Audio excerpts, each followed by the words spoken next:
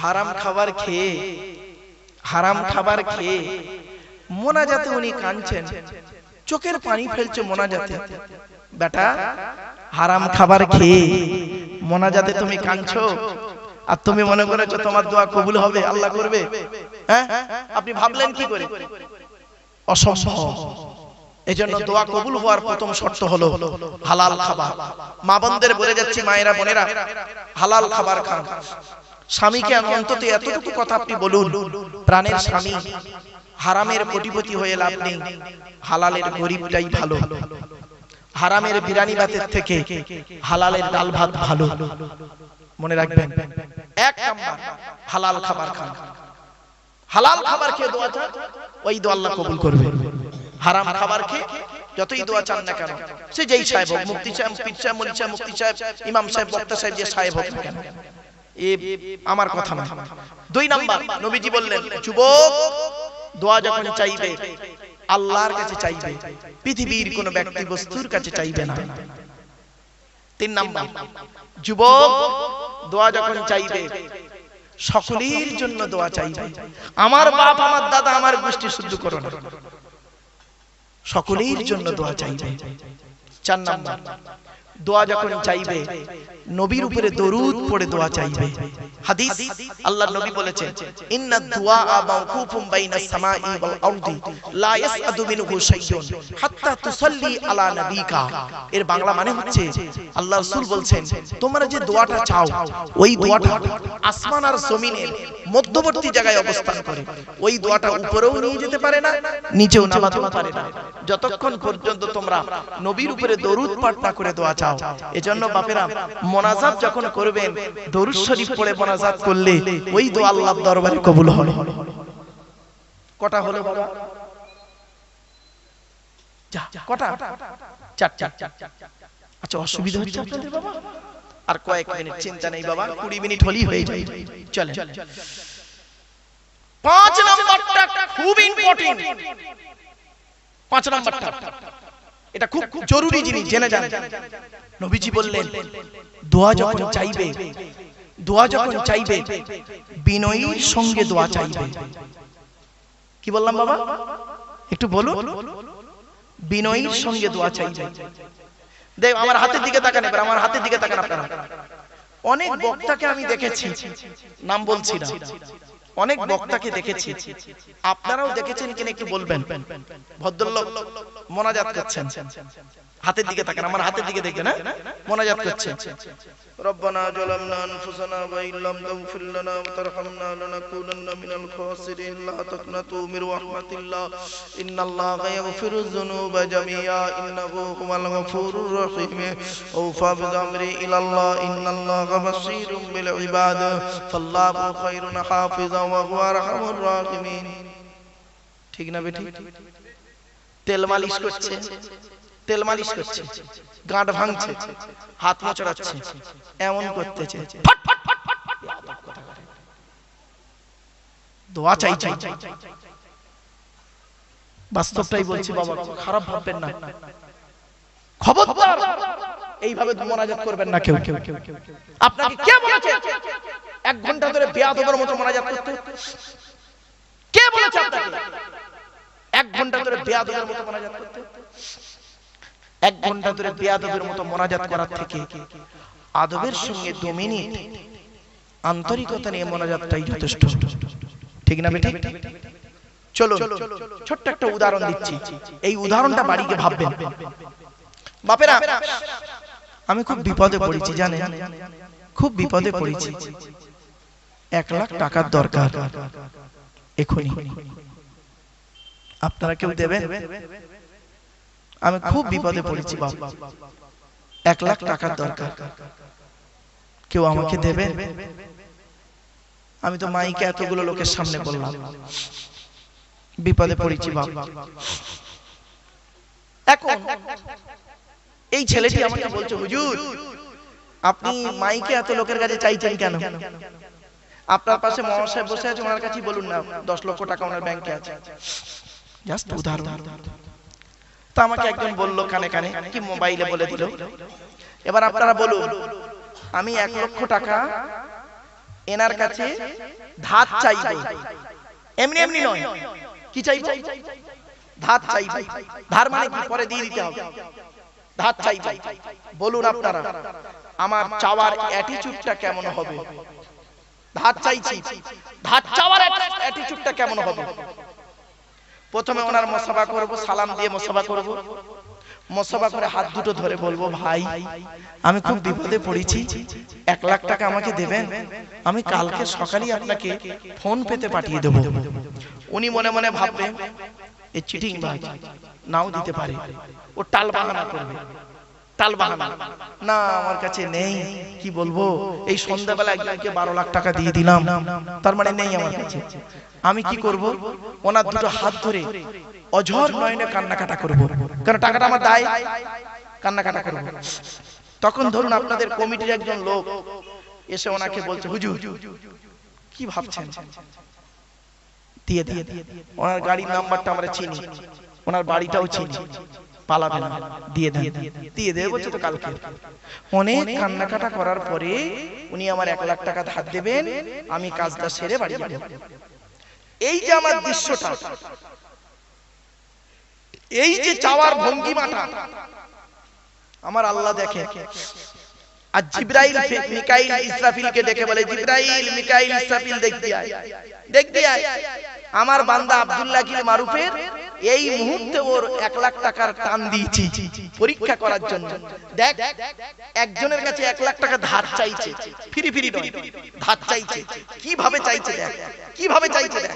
ওর হাত ধরে পা ধরে চোখের পানি ফেলে অনুনয় বিনয় করে 1 লাখ টাকা ধার নিল, ধার নিল, ফিরি ফিরি নয়।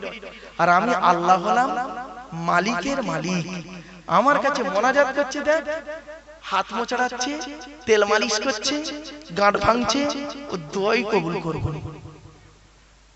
বাবা কথাটা শুনতে হয়তো হাসি লাগলো, অতি বাস্তব কথা বলছি বাপ। মোনাজাত যখন করবেন আন্তরিকতা নিয়ে অন্তরের কথাগুলো, অন্তরের কথাগুলো একটু বলবেন। আর বক্তাদের উচিত এই মোনাজাত করতে করতে মাঝে অন্তত 2 মিনিট একটু মনে মনে মোনাজাত করা উচিত, ঠিক না বেটি? কথাটা শুনতে অসুবিধা হচ্ছে আপনাদের? ধরুন আমি মোনাজাত করছি, আমার যা যা প্রয়োজন আমি চিল্লে চিল্লে বলছি, আল্লাহ আমার এই করো, তাই করো, আমাদের এই করো, অমুক করো, তুমি করো, অমুক বলছি। এমনও কিছু কথা আপনার আছে, আপনার এমনও কিছু কথা আছে যেটা আপনি মাইকে বলতে পারবেন না, ঠিক না বেটি? আপনি সেটা মনে মনে আল্লাহর কাছে বললেন। এই জন্য বক্তাদের উচিত মোনাজাতের মাঝখানে 2 মিনিট অন্তত নিজে মনে মনে ওর অন্তরের কথাগুলো বলা, আর শ্রোতাদেরকে তার অন্তরের কথাগুলো আল্লাহর কাছে বলতে দেওয়া। কিছু বুঝতে পারছেন আমার কথা? কিন্তু এসব তো হয়ই না আমার বাপেরা। চলো তাহলে মোমেনের পরিচয় হলো 5টা। কি কি? 1 নাম্বার, মোমেনের সামনে যখন আল্লাহর গজবের আলোচনা করা হবে, মোমেনের অন্তরটা আল্লাহর ভয়ে কাঁপতে থাকবে। 2 নাম্বার, মোমেনের সামনে যখন কোরআন তেলাওয়াত করা হবে, মাসলা মাসাইলের আলোচনা হবে, আল্লাহর নবীর কথা বলা হবে, তখন মোমেনের অন্তরটা, ভালোবাসাটা, ঈমানটা আল্লাহর প্রতি বেড়ে যাবে। 3 নাম্বার মোমেনের পরিচয় শোনো। পৃথিবীর জমিনে মোমেন ব্যক্তি, আকাশের নিচে জমিনের উপরে মোমেন ব্যক্তি যারা হবে, সত্যিকারের মোমেন হবে, পৃথিবীর কোন ব্যক্তি বস্তুর উপরে তারা ভরসা করবে না। কোন কাজে, কোন কাজে পৃথিবীর কোন ব্যক্তির উপরে ভরসা করবে না। ভরসা করবে কার উপরে? ওয়ালা রাব্বিহিম ইয়াতাওয়াক্কালুন। মুমিন ব্যক্তিরা ভরসা করবে একমাত্র প্রত্যেকটা কাজে আল্লাহর উপরে ভরসা করবে। জোরে জোরে। এবার আপনারা আল্লাহর উপরে ভরসা করুন, আল্লাহ আপনাকে ঠিক রাস্তা বলে দেবে। 4 নাম্বার মুমিনের পরিচয়, আল্লাযীনা ইউকিমুনাস সালাত। মুমিনের 4 নাম্বার পরিচয় হলো মুমিন ব্যক্তি 5 ওয়াক্ত নামাজি হবে। এখন নামাজের ফরজ কটা তাও জানে না, ওযুর ফরজ কটা তাও জানে না, তায়াম্মুমের ফরজ কটা তাও জানে না, গোসলের ফরজ কটা তাও জানে না। বাপেরা আমি একটু বলে দিচ্ছি, শুনে দিন অন্তত। গোসলের ফরজ হলো 3টে। কটা? এই মা বোনেরা শুনে নিন, গোসলের ফরজ তিনটি। কি কি? 1 নাম্বার গড়গড়া সহ কুল্লি করা, 2 নাম্বার নাকের নরম গোস্ত পর্যন্ত পানি পৌঁছানো, 3 নাম্বার সারা শরীরটা ভালো করে ধৌত করা, এটা গোসলের ফরজ। তায়াম্মুমের ফরজ তিনটি। কি কি? 1 নাম্বার নিয়ত করা, 2 নাম্বার মুখমণ্ডল মোছা করা, 3 নাম্বার হাত মোছা করা। ওযুর ফরজ 4টি। কি কি? 1 নাম্বার মুখমণ্ডল ধৌত করা। মুখমণ্ডল কতটুকু ধৌত করবেন দেখে নিন, শিখে নিন, বুঝে নিন, জেনে নিন। এই চুলের গোড়া থেকে নিয়ে থুতনি পর্যন্ত, এ কানের লতিকা থেকে নিয়ে অপর কানের লতিকা পর্যন্ত ভালো করে ধৌত করবেন। যদি একটা লোমের গোড়া শুকনো থাকে ওযু হবে না, ওই ওযুতে নামাজ পড়লে কবুল হবে না। অনেকে দেখবেন শীতকালে ওযু করে আর গরমকালে ওযু করে। গরমকালে ওযু করতে গেলে কল থেকে কল ছাড়তে চায় না, আর শীতকালে কলের ধারে যেতে চায় না। ঠিক না বেটি? বাস যাদের ঘন দাড়ি আছে ভালো করে খিলাল করবেন, নইলে ওযু হবে না বাবা। 2 নাম্বার হাতের কনুইয়ের উপর পর্যন্ত ধৌত করবেন। 3 নাম্বার মাথা মণ্ডল মোছা করবেন। 4 নাম্বার পায়ের গাঁটের উপর পর্যন্ত ধৌত করবেন। এই ওযুর ফরজ হয়ে গেল। এবার আসছি নামাজের ফরজ। নামাজের ভিতরে বাইরে হলো 7টা ফরজ, ভেতরে হলো 6টা ফরজ, মোট 13টা ফরজ। অনেকেই তো নামাজের ফরজ জানে না। নামাজ কয় ওয়াক্ত ফরজ বাবা? 5 ওয়াক্ত। ফজরের নামাজ কয় রাকাত? 4 রাকাত। 2 রাকাত ফরজ, 2 রাকাত সুন্নাত। জোহরের নামাজ 12 রাকাত, 4 রাকাত সুন্নাত, 4 রাকাত ফরজ, 2 রাকাত সুন্নাত, 2 রাকাত নফল। আসরের নামাজ 8 রাকাত, 4 রাকাত সুন্নাত, 4 রাকাত ফরজ। মাগরিবের নামাজ 7 রাকাত, 3 রাকাত ফরজ, 2 রাকাত সুন্নাত, 2 রাকাত নফল। এশার নামাজ 17 রাকাত, 4 রাকাত সুন্নাত, 4 রাকাত ফরজ, 2 রাকাত সুন্নাত, 2 রাকাত নফল, 3 রাকাত বেতের, 2 রাকাত নফল। ক্লিয়ার? এই হলো মোট 48 রাকাত নামাজ। ক্লিয়ার? এবার আসছে শুনে নিন। ছোট্ট একটা প্রশ্ন করি আপনারা। আমি এই স্টেজে আসার আগে না ওই যেখানে একটু বিশ্রাম করছিলাম ওখানে একটু ওদেরকে বলছিলাম, আচ্ছা বাবা ফজরের নামাজ ফরজ কয় রাকাত? বল বল বল। 2 রাকাত। আচ্ছা জোহরের নামাজ ফরজ কয় রাকাত? আসরের, এশার 4, আর মাগরিবের কেন 2 4 4 4 আর এটার বেলা 3 কেন? বেজোড় কেন? একটা বিশাল বড় ইতিহাস আছে গো বাবা এর পেছনে। আবার দেখেন ফজরের নামাজ যখন ইমাম সাহেব পড়ায় তখন জোরে জোরে কেরাত বলে না? বলে তো ফজরে। মাগরিবের নামাজ আর এশার নামাজে জোরে জোরে কেরাত করে, তাই না? আর আসর আর জোহরে মনে মনে পড়ে কেন? দেখেছেন? শুধু তাই না, আজকে জুম্মার দিন গেল না বাবা? হ্যাঁ, আচ্ছা জুম্মার নামাজ হলো জোহরের পরিবর্তে জুম্মার নামাজ। তা জোহরের নামাজ ফরজ কয় রাকাত? 4 রাকাত। আর জুম্মার নামাজ কেন? ওর পরিবর্তে যদি এটা হয় তাহলে জুম্মার নামাজ 4 রাকাত হওয়া উচিত। দেখেছেন শিক্ষা কোথায় আছে বুঝতে পারছেন বাবা? আরেকটা দেখেন, আজকে জুম্মার দিনে ইমাম সাহেব যখন খুতবা দিয়েছিল, খুতবাটা কখন দিয়েছিল বাবা? জুম্মার নামাজের আগে না পরে? আগে। আর ঈদ হবে, রমজানের পরে ঈদ হবে, ঈদের নামাজের খুতবা ইমাম সাহেব কখন পড়ে? নামাজের আগে না পরে? কেন? ওটার বেলা পরে, এটার বেলা আগে কেন বাবা? জলসা যখন দেবেন কিছু জিনিস শেখার জন্য জলসা দেবেন, এতে করে জলসা দেওয়াটা সার্থক হবে। চলো আরো দেখেন, ফজরের নামাজ, জোহরের নামাজ, আসরের নামাজ, মাগরিবের নামাজ, এশার নামাজ, কোন নবী কোন নামাজগুলো পড়েছে একটু শুনে নিন। ফজরের নামাজ পড়তে পড়েছিলেন সর্বপ্রথম হযরতে আদম আলাইহিস সালাতু ওয়াস সালাম। সুবহানাল্লাহ বলা গেল না? জোহরের নামাজ পড়েছিলেন হযরতে ইব্রাহিম খলিলুল্লাহ। আসরের নামাজ পড়েছিলেন সর্বপ্রথম হযরতে ইউনূস, কেউ বলেছেন হযরতে আইয়ুব আলাইহিস সালাতু ওয়াস সালাম। এশার নামাজ পড়েছিলেন বিশ্বনবী মুহাম্মদ সাল্লাল্লাহু আলাইহি সাল্লাম, আর মাগরিবের নামাজ পড়েছিলেন হযরতে দাউদ আলাইহিস সালাতু ওয়াস সালাম। দাউদ নবীকে সুলাইমান নবীর বাপ। ঘটনাটা একটু বলি, অসুবিধা চাপে শুনে নিন, এগুলো শিখে নিন। দাউদ নবীর ছেলের নাম ছিল সুলাইমান নবী, উনি একজন বাদশা হয়েছিলেন। তো সুলাইমান নবীর কাছে দুজন নারী এসেছিল একটা বিচার করতে, বিচার। তো সুলাইমান দাউদ নবীর কাছে এসেছে দুটো নারী বিচার করতে।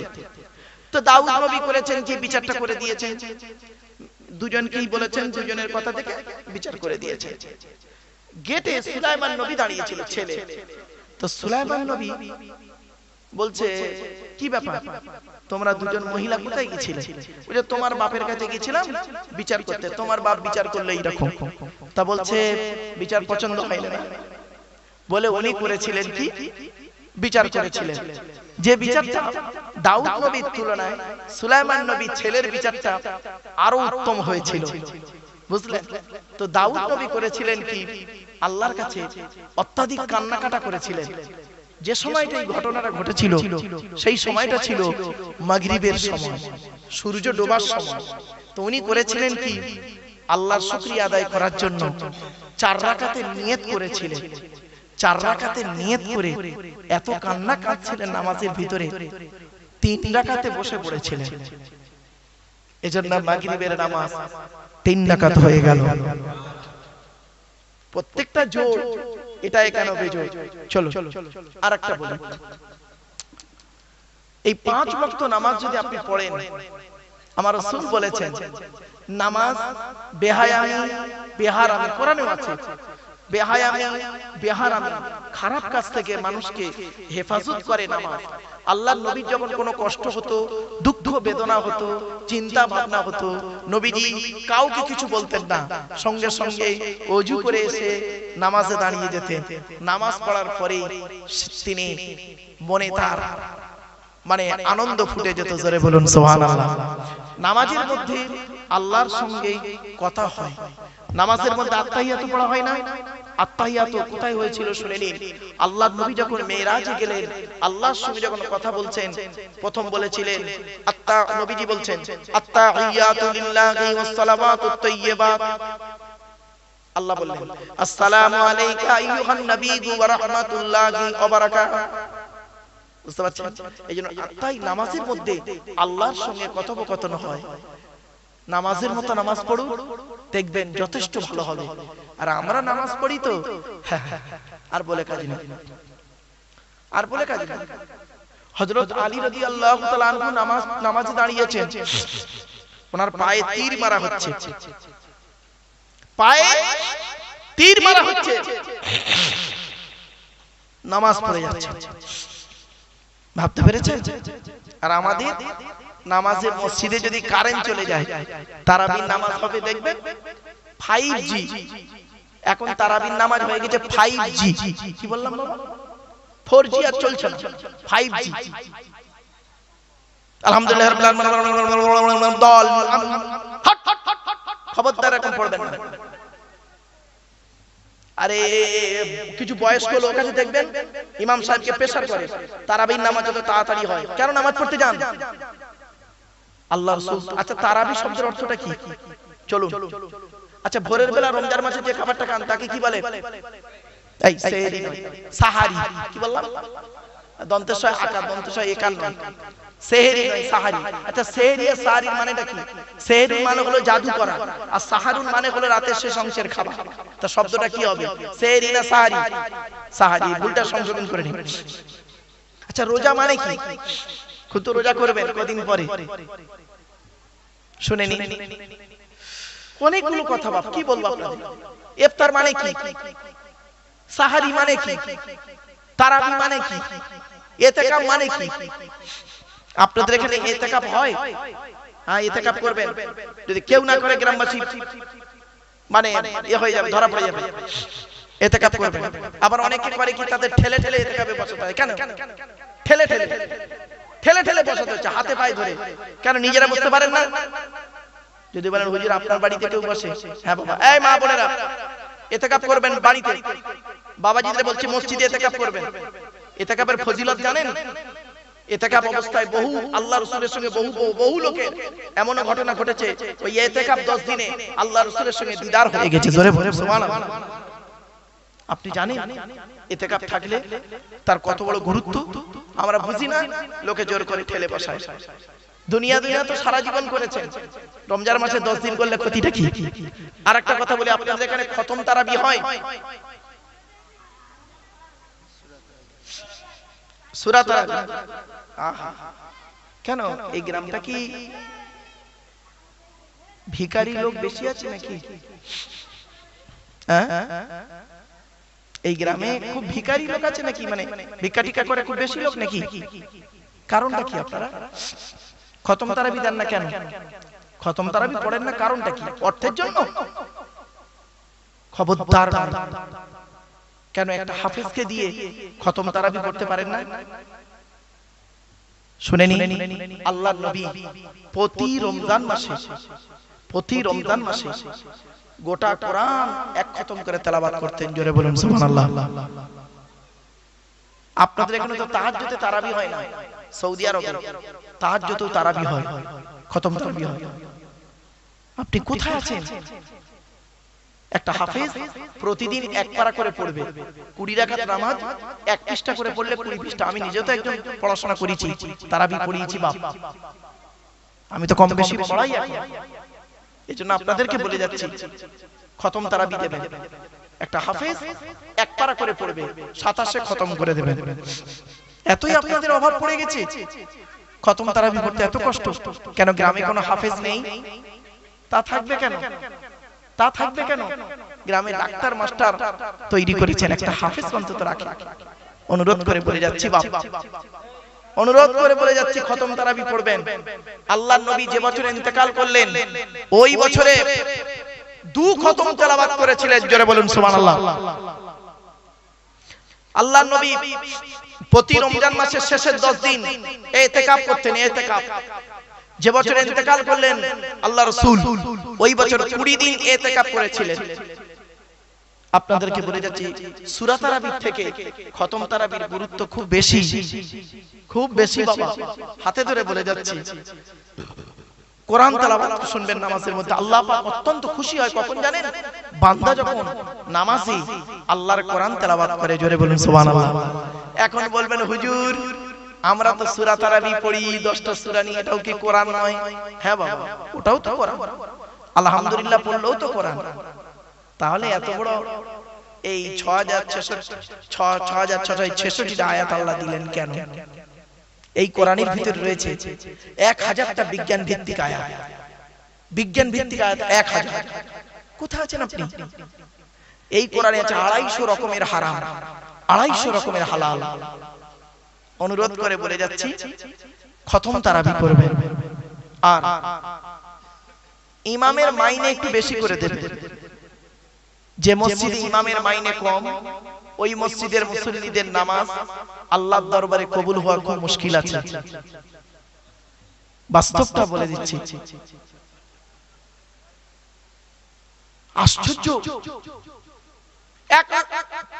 20 লক্ষ টাকা খরচ করে মসজিদ তৈরি করে, ইমামের ঘরটা কোথায় করেছে জানেন? সিঁড়ির তলায়।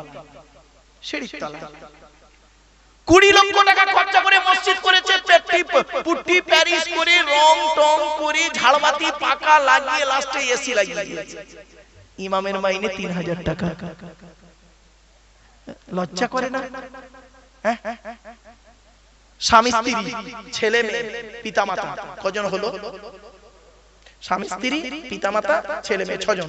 6 জনের সংসার চলতে গেলে বর্তমান সময়ে যা বাজারের দাম, একটা সংসার চলতে গেলে, আপনার সংসার চলতে গেলে 1 মাসে কমসে কম কত টাকা লাগতে পারে বাবা? খুব কম করে 10,000 টাকা। তা আপনার সংসার যদি 10,000 টাকায় না চলে, ইমাম সাহেবের সংসারটা 5,000 টাকায় চালান, কোন লজ্জা করে না? এই কথাগুলো বললে আমি খারাপ? বাস্তবটাই বলে গেলাম। আপনার ইচ্ছা আছে আমার ছেলে মাস্টার, ডাক্তার, ইঞ্জিনিয়ার, প্রফেসর হোক, আর ইমাম সাহেবের আশা যায় না আমার ছেলেটা একজন ইঞ্জিনিয়ার হোক, আমার ছেলেটা একজন প্রফেসর হোক, আমার ছেলেটা ডাক্তার হোক। ও আপনি মানুষ আর ইমাম সাহেব কি অন্য কিছু? ভাববেন, বিবেককে প্রশ্ন করবেন। এই পৃথিবীতে সবথেকে এই কোরআনকে বেইজ্জতি করেছে কারা জানেন? সবথেকে বেশি কোরআনকে বেইজ্জতি করেছে মুসলমানরা। মুসলমানরা কোরআনকে বেইজ্জতি করেছে বেশি। অমুসলমানরা কি করেছে? অমুসলমানরা কি বেইজ্জতি করেছে কোরআনকে? মুসলমানরা বেশি বেইজ্জতি করেছে কোরআনকে। আমি দুটো পয়েন্ট বলছি, দুটো পয়েন্ট বলে যাচ্ছি, ভুল হলে আমাকে বলুন তো দেখি। এই কোরআন যাদের বাড়িতে আছে, মাচায় সামসেটে আলমারির ভেতরে ঢোকানো আছে। কোরআনের গেলাপে কয়েক কুইন্টাল ময়লা পড়েছে, মাকড়সা জাল বনে টিকটিকি ডিম পাড়ে, আরশোলা পায়খানা ফেলে। কোরআনটা বছরে একবার মা বোনরা শবে বরাতে রাতে পারে, রমজান মাসে পড়ে, আর সারা বছর খবর নেই কোরআনে। আর বাড়ির ভিতরে টিভি, টেলিভিশন, সিডিটা সুন্দর করে আলমারির সোজা করে, খাটের সোজা করে ভালো করে রেখে দিয়েছে, রিমোটেরও গ্লাব বেরিয়ে গেছে। যে জিনিসটা আপনাকে দুনিয়াতে শান্তি দেবে, আখিরাতে জান্নাত দেবে, তাকে আপনি পৃথিবীতে অবহেলায় রেখেছেন। আর যে জিনিসটা আপনাকে দুনিয়াতে খারাপের পথে নিয়ে যাবে, কিয়ামতের মাঠে জাহান্নামের রাস্তা দেখাবে, তাকে আপনি পৃথিবীতে ভক্তি, শ্রদ্ধা, সম্মান করেছেন। বিবেককে প্রশ্ন করুন। এক নাম্বার। দু নাম্বার, অপমান করেছেন কোরআনকে কিভাবে দেখুন। ইংরেজির মাস্টার আপনার ছেলেকে ইংরেজি শিক্ষা দেয়, ইংরেজি একটা ল্যাঙ্গুয়েজ, ভাষা। তো ইংরেজি শিক্ষা দেয় আপনার ছেলেকে, সপ্তাহে 2 দিন পড়ায়, মাসে হয় 8 দিন, 2 ঘন্টা করে পড়ায়। কেমন পড়ায় তো বাবা কম বেশি জানি, যাই হোক 2 দিন আপনার ছেলেকে ইংরেজি পড়ায়, মাসে 8 দিন, তার মাইনে দেন কত? 1000 টাকা। আর যে লোকটা আপনার ছেলেকে কোরআন শিক্ষা দেয়, সপ্তাহে 6 দিন, সপ্তাহে 6 দিন, একদিন ছুটি দেয়, সপ্তাহে 6 দিন, মাসে হয় 24 দিন। 24 দিন আপনার ছেলেকে কোরআন শিক্ষা দিচ্ছে। যে শিক্ষা পেলে আপনার সন্তানটা পিতামাতার ভক্তি করা শিখবে, শ্রদ্ধা সম্মান করতে পারবে, মানুষের সঙ্গে ভালো আচরণ করতে পারবে, সৎ পথে যাবে। তার মাইনে কত দেন? 50 টাকা। তাও আবার 6 মাসের বাকি, চাইলে বলে লকডাউন। আল্লাহ তাদের ক্যান্সারের কেমোয় টাকা নিয়ে নেয় নারী। হ্যাঁ, কথাগুলো শুনতে খারাপ লাগছে, কিন্তু আমার বলতে খারাপ লাগছে না, অতি বাস্তব কথা বলে গেলাম। আপনি কি জানেন এখানে যত পুরুষ বসে আছেন, আপনারা বেশিরভাগ পুরুষ কোরআন পড়তে পারে না, ঠিক না বেটা? এখানে যত পুরুষ বসে আছেন, বেশিরভাগ পুরুষ কোরআন পড়তে পারে না। ওখানে যত মেয়ে ছেলে বসে আছে, এপারে যত মেয়ে ছেলে বসে আছে, বেশিরভাগ মেয়ে ছেলে কোরআন পড়তে পারে, ঠিক না বেটা? আচ্ছা, এটা হলো কেন বলুন? এই কারবারটা হলো কেন? জলসা তো মেয়েরা দেয় না, মেয়েরা শুনতে আসে, চাঁদা দেয়, আপনারাই তো খেটে জলসা দেন। তাই এটা হলো কেন? আপনারা কোরআন পড়তে পারলেন না, ওরা কোরআন পড়তে পারলো। শোনেন, সর্বনাশটা কোথায় করেছেন? আপনারা যে কোরআন পড়তে পারেন না, তার জন্য আপনি একা দায়ী নন, 6 জন দায়ী। কজন? 6 জন দায়ী। কে কে? 1 নাম্বার, আপনি নিজে দায়ী। 2 নাম্বার, আপনার জন্মদাতা বাপ, পেটে ধরা মা দায়ী, তাহলে 3 জন হলো।